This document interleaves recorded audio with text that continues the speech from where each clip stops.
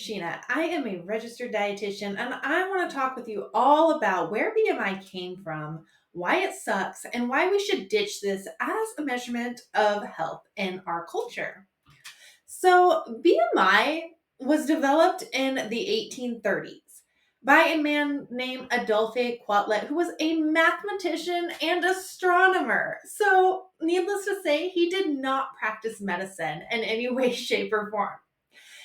And since then, the 1830s, BMI has not changed. BMI stands for Body Mass Index. And really, the only thing that BMI can measure is your weight divided by your height squared. That's it. It does not measure whether we have medical issues, whether we will have medical issues, or any biometric that might be associated with our health. So that's one problem of using body mass index or BMI as a measurement of health in our healthcare infrastructure. Unfortunately, this doesn't stop healthcare providers from giving health advice solely based on the metric of body mass index, or from certain companies such as healthcare companies or even workforce infrastructures from discriminating against individuals based on BMI. So here's a few problems with BMI or body mass index. 1, it's racist. 2, it's sexist. 3, it can't distinguish between lean body mass and fat-free body mass. And it doesn't measure our current health status or our future health status. So let's break this down a little bit further. It's racist. Okay, pretty much the entirety of the population that was utilized to create the BMI infrastructure were white European males. Very few other individuals got to be represented in these studies.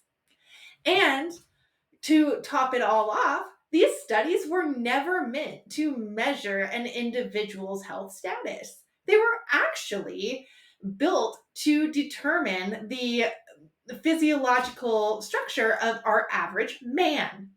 Notice I said man, not women, who were very underrepresented in these studies. So we are missing many variables when we are trying to determine how BMI actually impacts the health status of an individual. We designed this metric to measure populations, not individuals. So those are just a few problems with using BMI as a health metric in any way, shape, or form. Like I said, the BMI only measures our weight divided by our height. So it cannot tell us if we have a precursor for heart disease, if we have a precursor for diabetes, such as high blood sugar. It can't tell us anything about our kidney function. It can't tell us anything about our lab values. And these are all much better indicators of health than the BMI, which literally tells us nothing about our health. Many healthcare professionals will tout that the BMI is a good predictor of future health outcomes. However, this is simply inaccurate. We often see only the highest and the lowest BMI metrics as being correlated with any adverse health outcomes. And even then, it's only correlational. And correlation does not equal causation.